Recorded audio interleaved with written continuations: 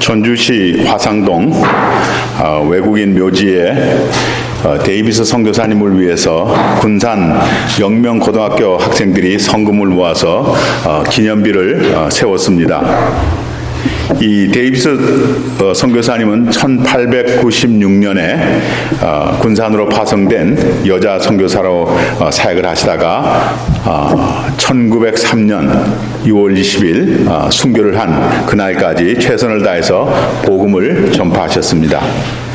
이 데이비스 선교사님 주로 어린아이들과 부녀자들 대상으로 선교를 하셨는데, 결혼을 한 후에는 전주 서문 밖에서 약방을 개설하고 환자를 치료하면서 선교를 해주었습니다.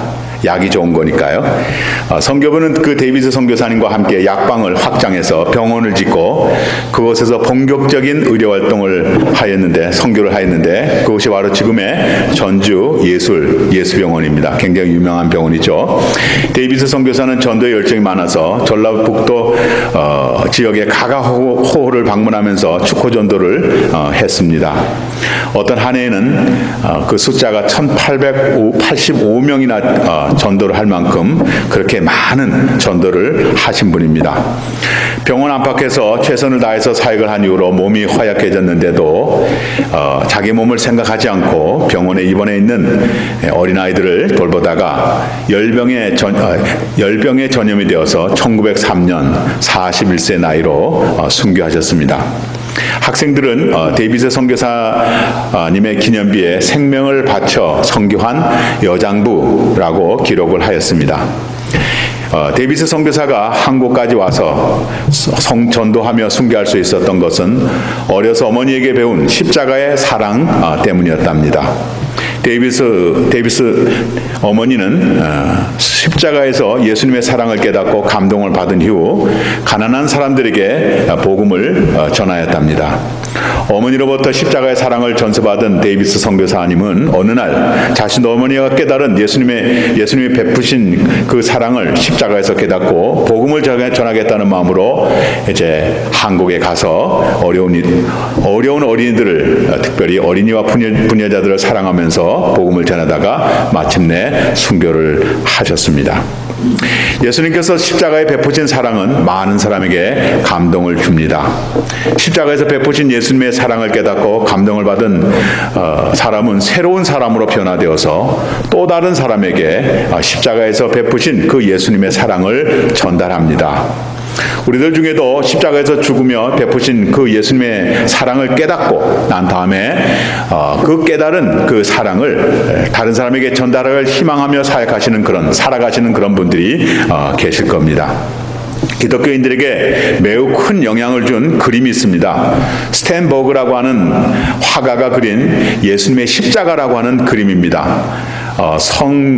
제롬 성당의 위고 신부가 당대 최고의 화가였던 스탠버그에게 십자가에 달리신 예수님에 대한 그림을 그려달라고 부탁을 하였습니다.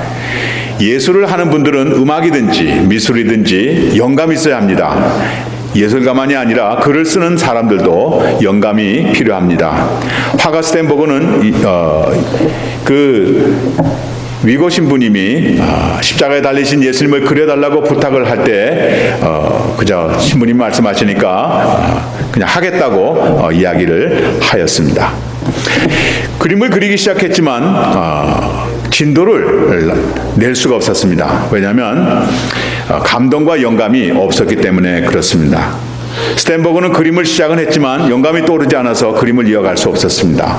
화가 스탠버그는 페티티라고 하는 한 집시 여인의 그림을 그리려는 또 다른 자기의 계획을 갖고 있었습니다. 예수님에 대한 그림이 잘 그려지지 않아서 집시 여인 페티티라고 하는 그림을 그렸는데 그 여인에 대한 그림은 의외로 잘 진행되었습니다. 한 번은 모델로 화실에 와서 앉았던 집시 여인 페티티가 초안만 잡혀있는 그 예수님의 십자가에 달리신 그 예수님의 그림을 보고 십자가에 대한 이야기를 스탠버그에게 해달라고 부탁을 했습니다.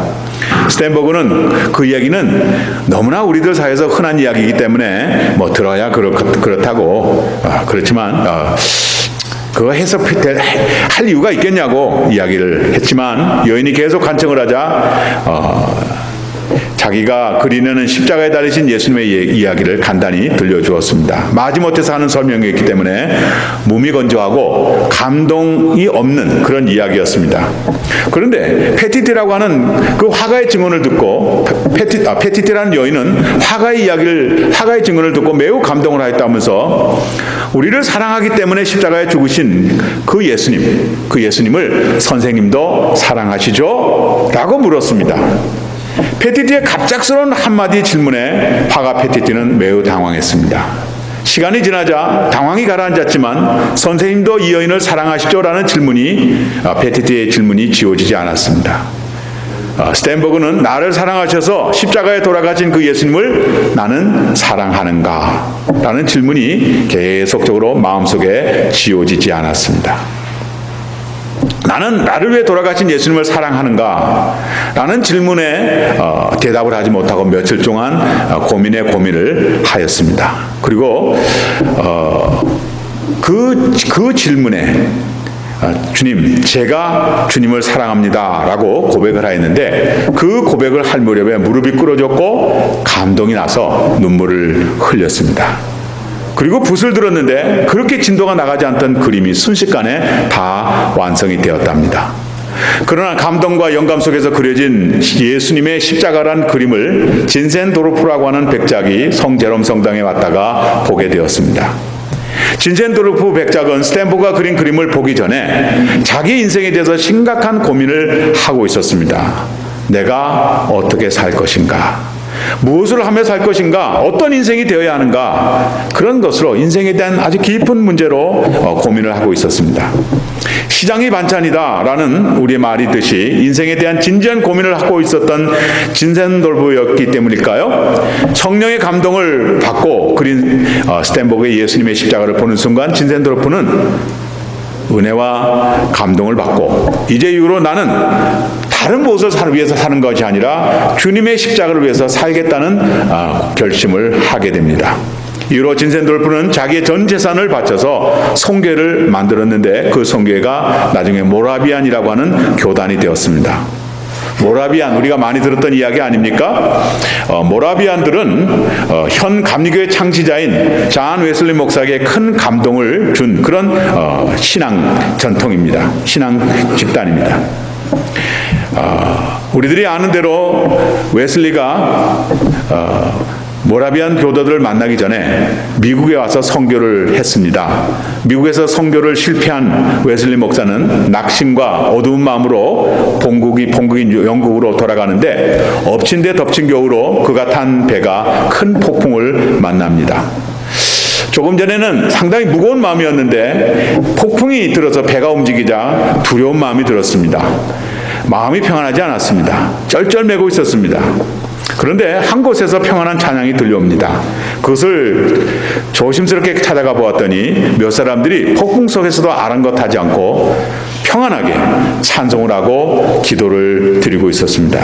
그들이 바로 웨슬리가 예수님의 십자가 사랑을 깨닫도록 도전한 모라비안들이었고 웨슬리 목사는 그들에게 도전과 감동을 받고 복음 전도자가 되어서 영국을 복음으로 변화시키는 위대한 전도자가 되었습니다. 그리고 나중에는 감리교라는 유명한 교단을 창설하게 되었습니다. 예수님이 달려서 돌아가신 십자가에서 예수님의 사랑을 깨달은 사람들은 감동을 받고 그 십자가를 위해서 살겠다고 고백을 하며 그렇게 살아옵니다. 저는 지금 고인이 되셨지만 우리나라 인간문화재 1호이셨던 박동진 판소리 대가로부터 판소리를 조금 배운 적이 있습니다. 아마 제가 말씀드린 것 같아요. 그분은 예수님을 전혀 몰랐던 분입니다. 한 번은 방송국의 PD가 예수전이라고 하는 판소리를 이제 만들어서 그 판소리판을 한번 열어야 되겠는데 박 선생님께서 수고를 좀 해달라고 부탁을 하더랍니다. 소리를 한다고 하니까 내 전문이 소리인데 자신 있게 소리를 하는 거라면 나 할 수 있습니다. 허락을 했답니다. 예수전이라는 곡을 받아서 읽어보니까 할만하더래요. 그리고 줄거리를 이해한 후에 곡에 따라서 소리를 내는데 소리는 나는데 전혀 흥이 나는가 하는 거예요. 판소리는 맞으로 흥으로 불러야 되는데 흥이 안 나는 거예요.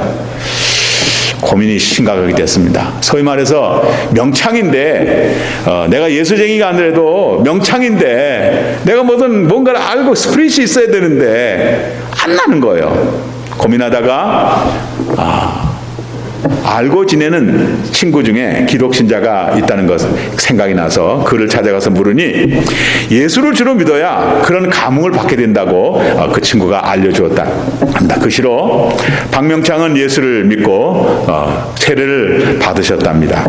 그리고 복음서를 읽으면서 박명창은 십자가에 흘리신 피가 나를 위해, 자기를 위해서, 자기를 사랑하기 때문에 흘리신 피라고 하는 것을 깨닫게 되었답니다. 그 사랑을 깨닫고 감동을 받게 되었을 때 비로소 흥이 나왔고 예수전을 해서 자기는 기독교인들에게 알려져서 신학대학교에 와서 가르치게 되었다라고 하는 그런 간증도 하셨습니다.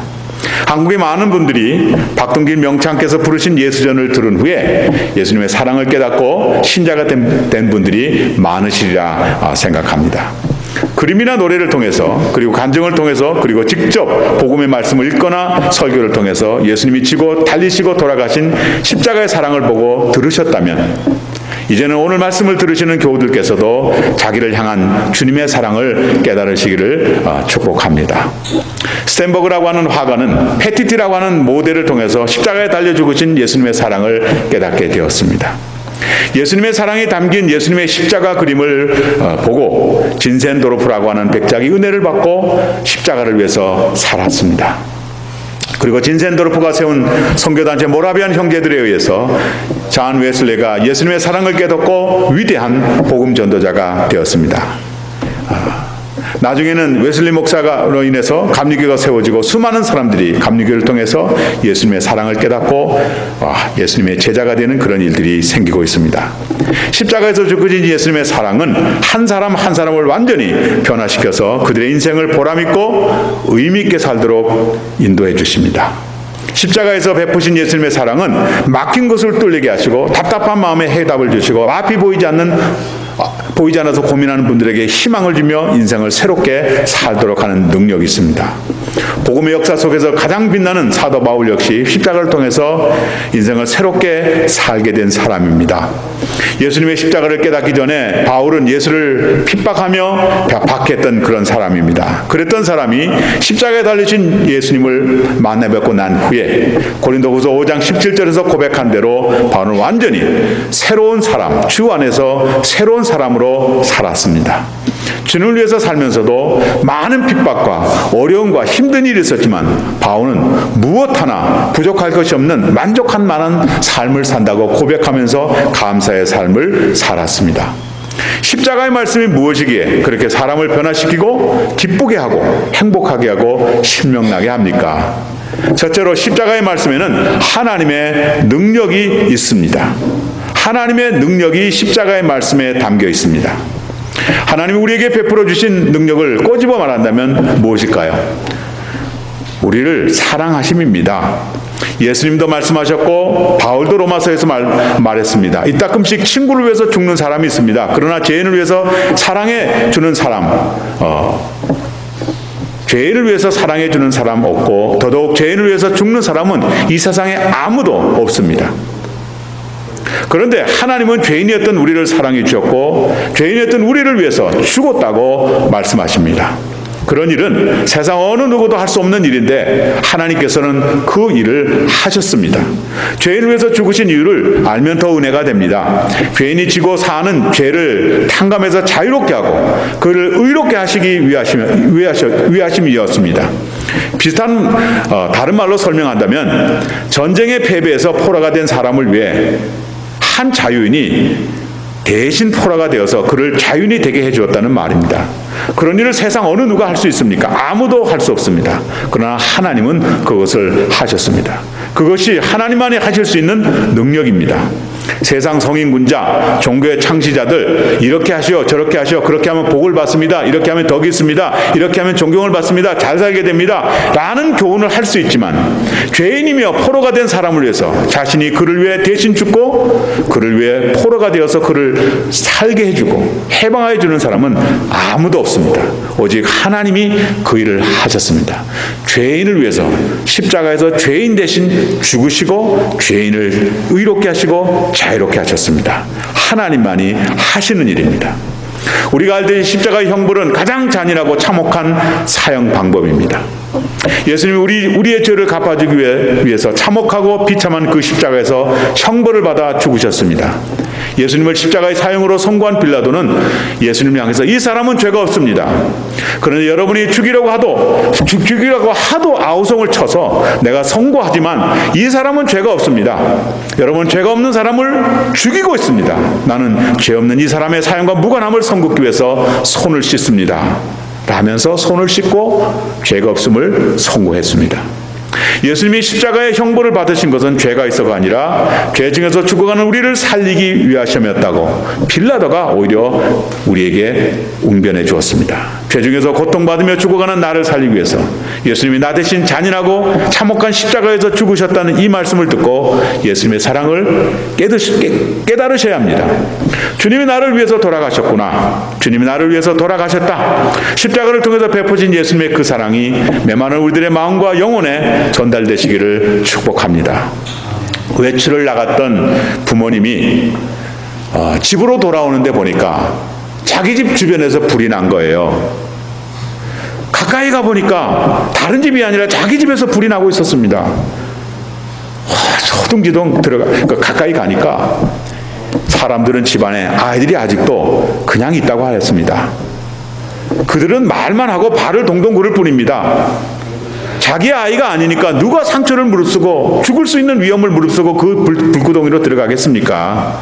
그러나 그 소리를 들으는 아이들의 아버지는 불길 속으로 뛰어 들어갔습니다. 그리고 뒤를 이어 아이들의 어머니가 불 속으로 뛰어 들어갔습니다. 아이들을 사랑하는 아버지 어머니셨기 때문에 그렇습니다. 불 속으로 뛰어든 아이들의 부모님은 아이들을 무사히 구했지만 두 분은 불에 타서 죽으셨습니다. 살아난 자녀들은 그 마음속에 자기들을 사랑하시는 아버지 어머니의 사랑을 늘 간직하며 살았습니다. 죽으면서까지 자기를 사랑하는 부모님 때문에 내가 이렇게 살아서 너희들을 출생하게 되었고, 부모님 때문에, 할아버지 때문에, 할머니 때문에 너희가 또 다른 자녀를, 우리 대를 이어가게 될 수 있다고 말하며 죽었습니다. 올 사순절을 어떻게 보내고 계십니까? 은혜를 많이 받으신다면 참 감사한 일이지만 아직 사순절을 지내면서 깨달은 은혜가 없으셨다면 나를 사랑하시는 하나님께서 나의 죄를 갚아주시고 나를 죽음과 영원한 사망에서 건져주시기 위해서 독자 예수님을 십자가에 대신 죽게 하신 십자가의 사랑을 깨닫는 은혜가 있으시기를 축복합니다. 두 번째, 십자가의 말씀은 인류에게 구원의 길을 열어줍니다. 구원을 완성해 주는 게 아니라 구원의 길을 열어줍니다. 구원은 죽어서 천당만 가지 않고 육신을 입고 사는 동안 하나님의 자녀가 되었음을 포함합니다. 고아로 자란 분들은 부모님의 사랑과 보호를 부러워하며 삽니다. 고아로 살면 문제가 아닌 것들까지 문제가 됩니다. 괜히 그렇게 하는 거예요. 영적으로도 마찬가지입니다. 하나님이 영적으로 고아가 된 분들은 하나님의 아버지가 되지, 하나님이 보호해 주시는 하나님의 아버지가 계시지 않기 때문에 오만 가지 귀신들, 미신들, 잡신들에게 괴롭힘을 당합니다. 그래서 이사도 제대로 못하죠. 결혼도 아무나 하고 못합니다. 사주팔자 다 맞춰봐야 됩니다. 사주팔자가 맞아도 아무 날에 결혼하지 못합니다. 꼭 그날 가야 됩니다. 이사도 아무 날 가지 못합니다. 집도 아무 곳에나 짓지 못합니다. 걸리는 것이 한두 가지가 아닙니다. 어떤 분은 무슨 현대인데 우리가 현대 사니까 그런 미신, 그런 귀신 그거 믿으면 안 되죠 라고 얘기하시지만, 그러나 자기의 일이 풀리지 않고 집안에 우환이 생기게 되면 비로소 사람들이 영들의 지배를 받고 있다고 하는 것이 이런 것이구나 라고 하는 것을 그때야 아시게 될 겁니다. 하나님을 아버지로 모시지 못하는 영적인 고아의 사람들은 아시는지 모르지만 매우 힘들고 괴롭게 삽니다. 그러나 하나님을 아버지로 모시는 순간 그 사람 안에서 자리 잡고 그를 괴롭히던 그 귀신들, 사탄들은 온데간데 사라지고, 귀야만 되면 그를 찾아가서 괴롭히던 귀신들은 그 사람의 아버지가 되시는 하나님의 이름만을 듣고도 한 길로 왔다가 열 길로 도망가게 급급합니다.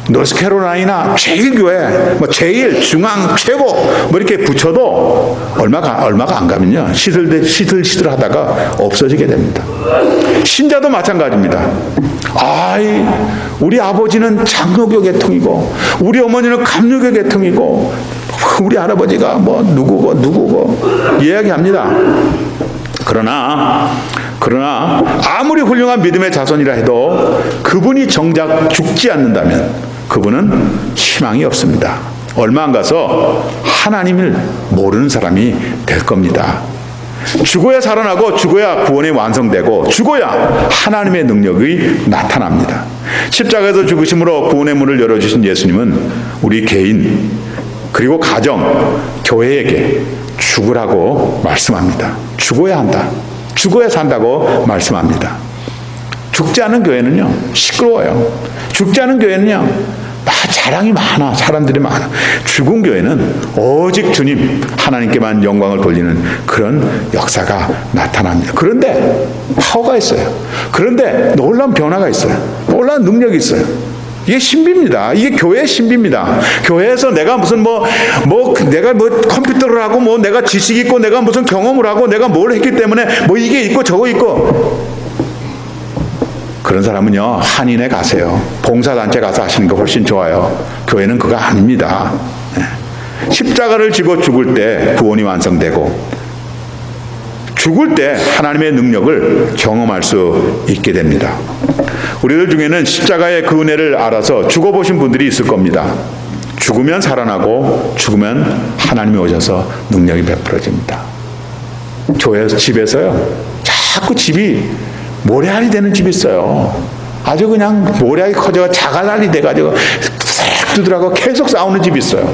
왜 그렇죠? 죽지 않아서 그래요. 지혜자가 누굽니까? 세상도요, 지혜자는 겸손한 사람이에요. 자기를 나타낸 사람이고 싹 속으로 생각하지 내가 저 사람을 어떻게 매니플레이트 할까? 이거는 잔머리라고 그러는 거예요. 이거는 잔머리 아니에요. 지혜는 죽는 거예요. 지혜는 겸손한 거예요. 지혜는 헌신하고 사랑하는 거예요.